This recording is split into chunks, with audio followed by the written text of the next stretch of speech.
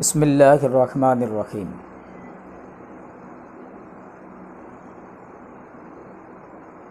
ایک سوال کیا گیا ہے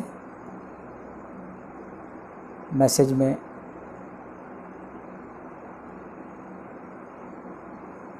کہ تصوف کا اسلام سے کوئی تعلق ہے یا نہیں، اور کچھ لوگوں نے کہا کہ تصوف کا اسلام سے کوئی تعلق نہیں، تو اس کا جواب کیا ہوگا؟ تو سب سے پہلے یہ سمجھیے کہ تصوف کا اسلام سے تعلق ہے یا نہیں، اس کے دو جواب بنیں گے دو اعتبار سے۔ ایک تو تصوف کا اسلام سے تعلق ہے، وہ کس اعتبار سے بتائیں گے، اور تصوف کا اسلام سے کوئی تعلق نہیں، اسلام سے ایک ذرہ برابر بھی تعلق نہیں، سمجھ میں؟ تو یہ بھی جواب صحیح ہوگا کہ اسلام سے ذرہ برابر بھی جو ہے تصوف کا کوئی تعلق نہیں، یہ جواب بھی ہے۔ اور اسلام سے تصوف کا تعلق ہے، گہرا تعلق ہے، یہ بھی جواب جو ہے ہوگا۔ اب کس اعتبار سے؟ اگر کوئی یہ کہتا ہے کہ تصوف کا تعلق اسلام سے نہیں، تو میں کہوں گا بے شک اسلام سے نہیں، مگر کیسے؟ تو یاد رکھو کہ اسلام دو طرح کے ہیں۔ اسلام ایک وہ اسلام ہے جو سر تسلیم کرنے کا حکم دیتا ہے، ایک وہ اسلام ہے جو سکون کی دعوت دیتا ہے، جسے ہم حسینی اسلام کہتے ہیں۔ کیا کہتے ہیں؟ اور ایک اسلام ہی کو پیش کر رہے ہیں، اسلام ہی کا نام لے رہے ہیں، اور ان کی تعلیمات یزیدی تعلیمات ہے۔ تو میں اعلانیہ کہتا ہوں کہ تصوف کا یزیدی اسلام سے کوئی تعلق نہیں، دور دور تک اس اسلام سے، یزیدی اسلام سے تصوف کا کوئی تعلق نہیں، دور دور تک۔ تو ہم اعلانیہ کہتے ہیں کہ اسلام سے تصوف کا کوئی تعلق نہیں، مگر کس اسلام سے؟ یزیدی اسلام سے۔ یزیدی اسلام سے تصوف کا، صوفی کا دور دور تک کوئی تعلق نہیں، سمجھ میں آئی بات؟ جو ظلم ہے، یزیدی اسلام جو ظلم کو روا رکھتا ہے، جو بربریت کو روا رکھتا ہے، جو خود غرضی کو روا رکھتا ہے، جو بے حیائی کو روا رکھتا ہے، تو تصوف جو ہے ایسے یزیدی اسلام سے تصوف کا کوئی تعلق نہیں۔ اور رہی بات وہ اسلام جو حسینی ہے، در حقیقت حسینی اسلام ہی محمدی اسلام ہے۔ تو یہ جو حسینی اسلام ہے، تو تصوف اس حسینی اسلام کا جو ہے اس سے بہت گہرا تعلق ہے اس کا، سمجھ میں آئی بات؟ یہاں تک کہ اسلام کی روح کہا جائے گا تصوف کو۔ کیا کہا جائے گا؟ اسلام کا حسن و جمال کہا جائے گا تصوف کو، اسلام کا جو ہے نقطۂ عروج کہا جائے گا تصوف کو۔ یزیدی تصوف سے، یزیدی اسلام سے تصوف کا کوئی تعلق نہیں، بات آئی سمجھ میں؟ اور جو ہے حسینی اسلام کی جو بیسس ہے، جو اسلام کی جو ہے روح ہے، وہ تصوف ہے۔ کیا ہے؟ تو اس کا تعلق حسینی تصوف سے ہے۔ اور یہ تصوف کی تعلیمات کیا ہے؟ حسینی تعلیمات کس پر کام کرتی ہے؟ قرآن اور حدیث پر۔ اور قرآن و حدیث کے صرف نام نہیں لیتی، قرآن و حدیث کے دائرے میں وہ صحابہ کی تعلیمات کو بھی اخذ کرتی ہے، اہل بیت کی تعلیمات کو بھی اخذ کرتی ہے۔ اور تصوف جو ہے صرف سرسری معنی پہ نہیں، صرف ظاہری معنی پہ نہیں، باطنی معنی پہ بھی گفتگو کرتا ہے، سمجھ میری بات؟ اب تصوف کے اندر سب سے پہلے تو یہ سکھایا جاتا ہے تصوف کے اندر کہ وہ کہتے ہیں کہ آپ جو بھی عمل کرو وہ اللہ کے لیے کرو۔ کس کے لیے کرو؟ جو بھی عمل کرو. اور کچھ لوگ وہ صوفیہ کرام کہتے ہیں جو جنت کی طلب میں اور دوزخ کی خوف میں کوئی عمل کرتا ہے، کوئی عبادت کرتا ہے، تو وہ بہت ادنا درجے کا ہے. کیا ہے؟ ہاں، اس نے جو ہے بہت کم درجے پر جو ہے قناعت کر لیا ہے. صوفیہ کرام کہتے ہیں کہ جو عبادت کرنا ہے وہ اللہ کے لیے کرنا ہے. کس کے لیے کرنا ہے؟ کس کے لیے کرنا ہے؟ اور صوفیہ کرام یہ کوئی اپنے گھر سے نہیں کہتے ہیں، بلکہ خود اللہ تبارک و تعالیٰ اعلان کرتا ہے. اللہ رب العزت جو ہے قرآن کریم کے اندر سورہ زمر کے اندر آیت نمبر 3 میں ارشاد فرماتا ہے الا للہ الدین الخالص، کہ بے شک جو گئے خبردار ہو جاؤ، باہوش ہو جاؤ، اللہ تعالیٰ ہی کے لیے خالص عبادت کرنا ہے. عبادت کس کے لیے کرنا ہے؟ خالص عبادت اللہ کے لیے کرنا ہے. کس کے لیے کرنا ہے؟ جنت کے لیے نہیں کرنا ہے، دوزخ سے. سمجھ میں آ رہی بات؟ اللہ کے لیے کرنا ہے، اس کی خشیت رکھنا ہے، اس کی محبت رکھنا ہے، سمجھ میں، اس کی الفت رکھنا ہے، اس کی طلب رکھنا ہے. سمجھ میں آ رہی بات؟ تو تصوف جو ہے صوفیہ کرام جو یہی آیت کا معنی جو ہے کہتے ہیں کہ اللہ کے طلب میں لگو. کس کی طلب میں؟ کس کی طلب میں لگو؟ اور جو جنت و دوزخ کی طلب میں لگا وہ ادنا کی طلب میں رہ گیا، مخلوق ہو کے مخلوق کی طلب میں مبتلا ہو گیا. کیا ہو گیا؟ یہ ادنا درجہ ہے. اور مخلوق ہو کر جلوہ رب کا طلب کریں، جلوہ خالق کی جو طلب ہے وہ بلند ترین مقام ہے. کیا کہ صوفیہ کرام کہہ رہے بلند ترین مقام تلاش کرو. کیا کرو؟ صوفیہ کیا کہہ رہے ہیں؟ ہاں، جیسا کہ قرآن کی اس آیت کے اندر ہے کہ الا للہ الدین الخالص، کہ خالص عبادت کس کے لیے؟ خبردار، خالص عبادت اللہ کے لیے ہے. اللہ کے لیے بولے تو کیا؟ تو اللہ کوئی تمہاری عبادت کا محتاج نہیں ہے. سمجھ میں آ رہی بات؟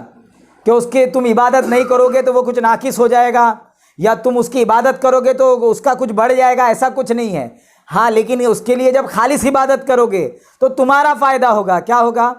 تم کو اس کا تقرب حاصل ہوگا، تم اس کے قریب ہوں گے. کیا ہوں گے؟ تم کو اس کی معرفت ہوگی. کیا ہوگا؟ تو آپ جب خالص عبادت کرو گے اللہ کی معرفت بڑھے گی، اس کا عشق بڑھے گا، اور اس کا تقرب، اس کا قرب بڑھے گا. کیا بڑھے گا؟ ہاں. تو صوفیہ کرام یہ کہتے ہیں. پھر خود جو ہے صوفیہ کرام جتنے بھی ان کے پاس آتے ہیں، صوفیہ کرام یہی دعوت دیتے ہیں کہ ساری چیزوں کو چھوڑو اور اپنے رب کی طلب میں لگ جاؤ. کیا کہتے ہیں؟ ہر چیز سے اپنے ہوا سے خمسہ کو بھی اللہ کی جانب موڑ لو، اس کی طرف ہی جو اپنا رخ کر لو. اور کیوں نہ کہیں ایسا. ان کی بیٹھک میں ایک ہی بات چلتی ہے. کیا ہے؟ اور کچھ لوگوں کو اس سے بھی پیٹ میں درد ہے کہ بھائی صوفی جو ہے اللہ کی طلب میں مبتلا کرتا ہے، جنت کا لالی پاپ منہ سے چھڑا رہے رہے. ارے ہم کہتے ہیں جب اللہ مل جائے گا تو سب مل جائے گا. کیا مل جائے گا؟ اور جب اللہ کی رضا نہیں تو کچھ نہیں ملنے والا. کیا ہے؟ لیکن صرف کیا ہے، اپنی دکان چلانی ہے تو صوفیہ کرام پہ انگلی اٹھائیں گے. کس میں؟ لیکن یہ اٹھانے والے کون ہیں؟ کس اسلام والے ہیں؟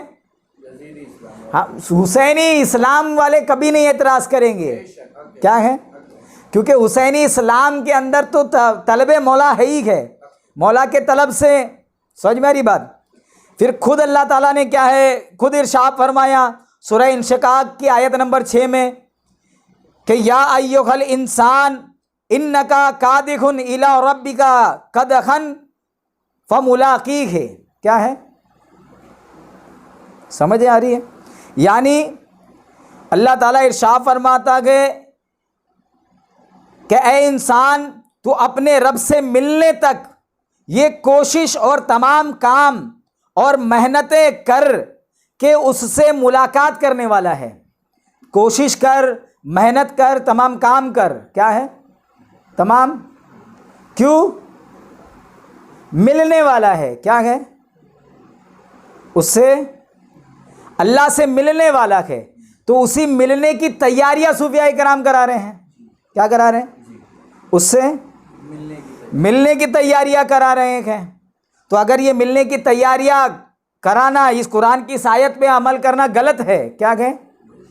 قرآن کی اس آیت پر عمل کرنا غلط ہے تو پھر صوفیہ کرام غلط تعلیم دے رہے ہیں. پھر صوفیہ کرام کہتے ہیں پوری کائنات سے منہ موڑ لو, ہر چیز سے منہ موڑ لو, ہر ایک سے کٹ کر اپنے رب کو یاد کرو, ہر ایک سے اپنے رشتے کو توڑ دو, رب کو یاد کرو. اور یہ تعلیم بھی جو کوئی اپنے گھر سے نہیں دے رہے, وہ یہ تعلیم بھی وہ جو قرآن ہی کی جو آیت ہے اس کے اوپر ہی تعمیل ہے, اسی اوپر عمل ہے. اللہ تعالیٰ قرآن کریم میں ارشاد فرماتا ہے وَاذْكُرِ اسْمَ رَبِّكَ وَتَبَتَّلْ إِلَيْهِ تَبْتِيلًا.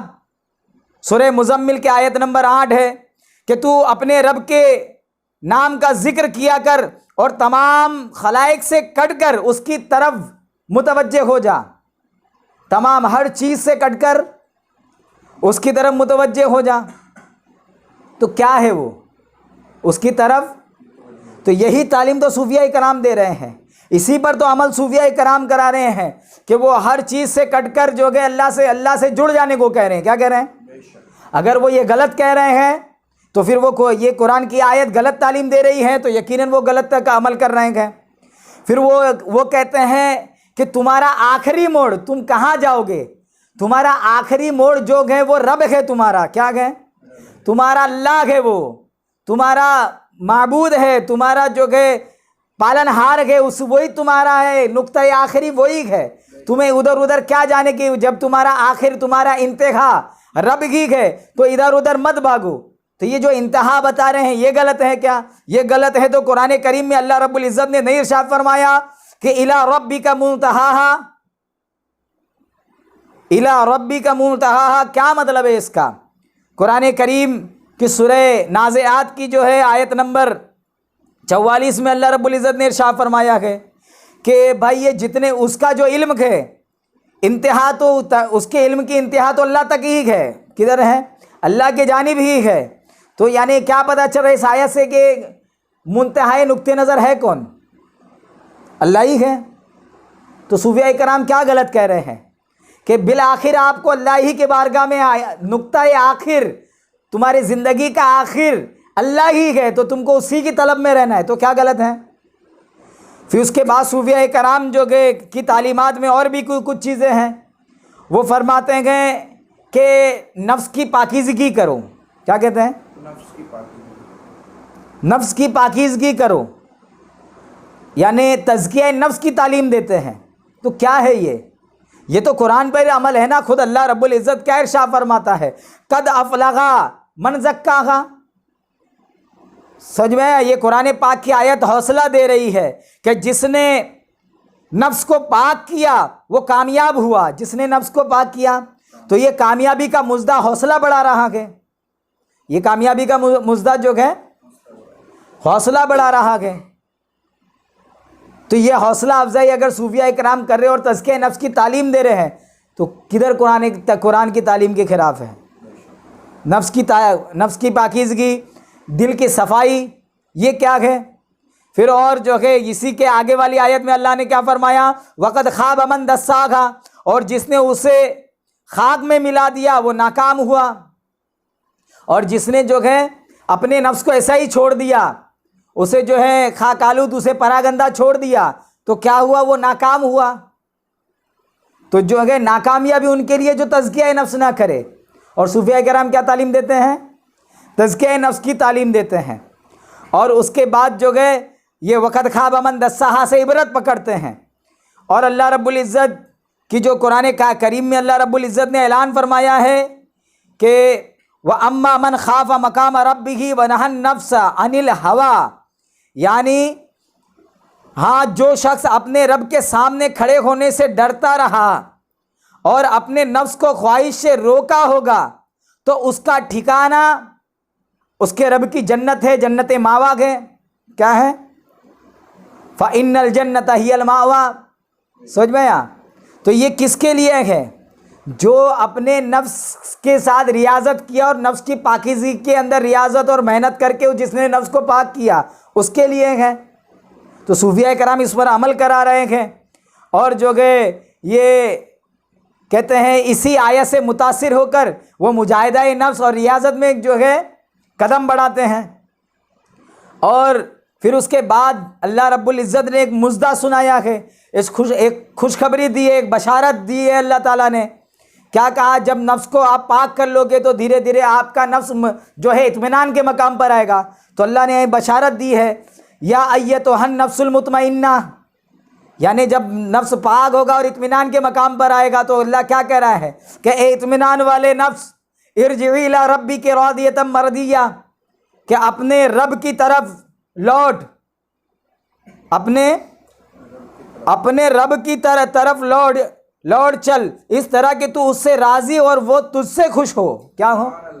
ہاں، پھر آگے ارشاد فرماتا ہے فادخلی فی عبادی وادخلی جنتی، پس میرے خاص بندوں میں داخل ہو جا اور میری جنت میں چلی جا، میری جنت میں آ جا۔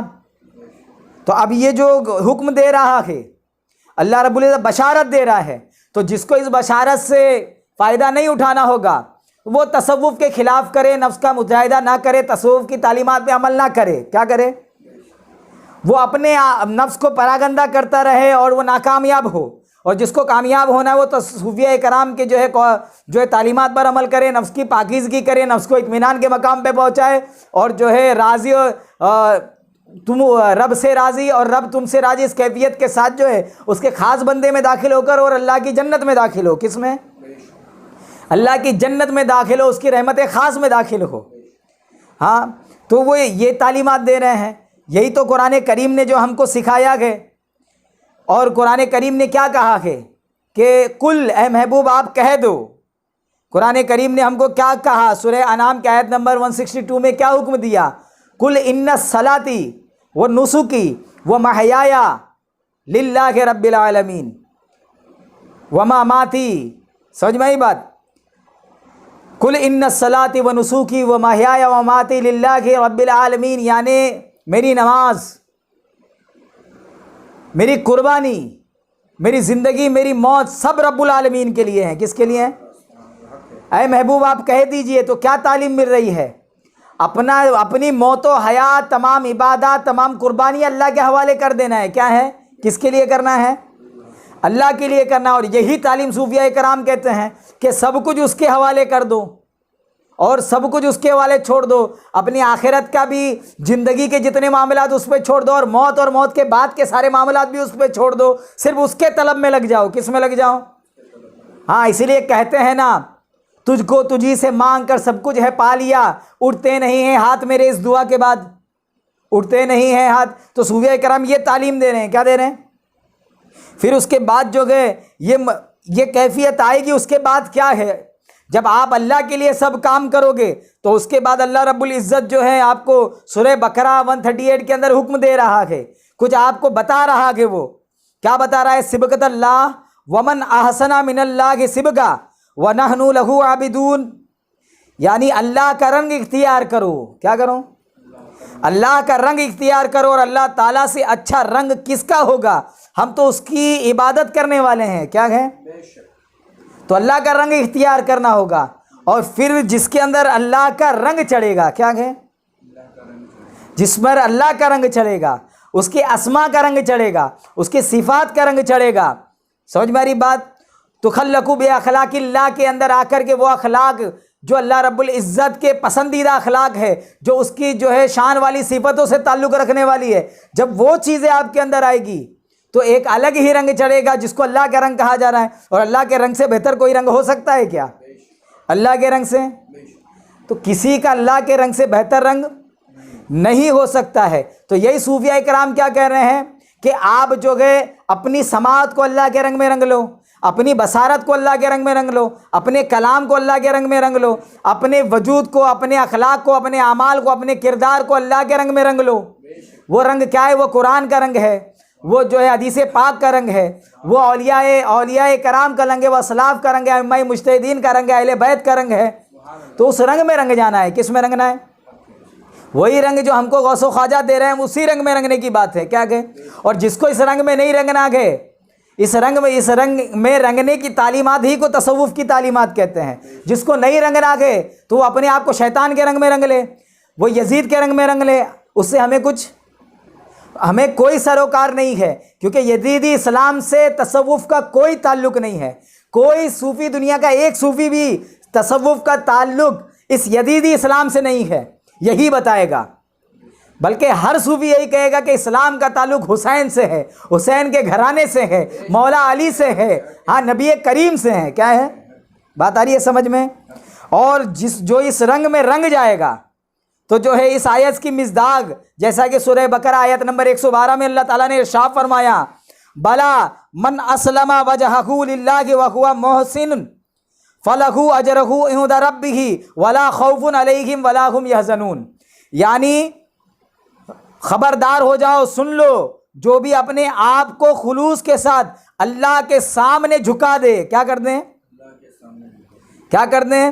من اسلم وجہہ للہ، جو اللہ کے چہرے کے لیے خود کو جھکا لے، اللہ کے دیدار کے لیے خود کو جھکا لے، اس کے جلووں کے لیے خود کو جھکا لے، سمجھ میں آ رہی ہے؟ اس کے انوار کے لیے خود کو جھکا لے، جو اس کی جو گئے رحمت کے لیے خود کو جھکا لے، کیا گئے تو اپنے آپ کو خلوص کے ساتھ جھکا لے، تو کیا ہوگا؟ تو بے شک وہ ہوا محسن، کیا کہتے؟ بے شک اسے اس کا رب پورا بدلہ دے گا۔ کیا دے گا؟ پورا بدلہ دے گا۔ اس پر نہ تو کوئی خوف ہوگا اور نہ کوئی اداسی ہوگی، نہ کوئی خوف ہوگا نہ کوئی ولا خوف علیہم ولا هم یحزنون کی منزل میں آئے گا۔ تو صوفیاء کرام یہی تعلیم دے رہے ہیں۔ کیا دے رہے ہیں؟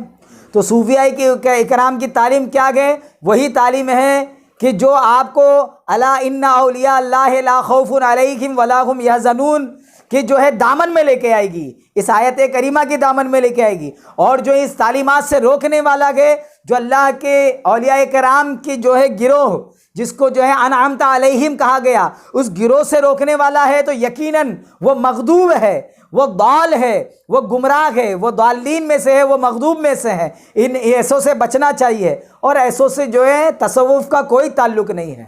تو میں سمجھتا ہوں کہ سوال کا جواب سمجھ میں آ گیا ہوگا کہ تصوف کا تعلق اسلام سے ہے بھی اور اسلام سے نہیں بھی، محمدی اسلام سے اس کا تعلق ہے، مولا کائنات والے اسلام سے تعلق ہے، ابو بکر صدیق والے اسلام سے اس کا تعلق ہے، عثمان غنی والے اسلام سے اس کا تعلق ہے، سیدنا عمر فاروق اعظم والے اسلام سے اس کا تعلق ہے، امام حسن و حسین اہل بیت اطہار صحابہ کرام کے جو گئے اسلام سے اس کا تعلق ہے۔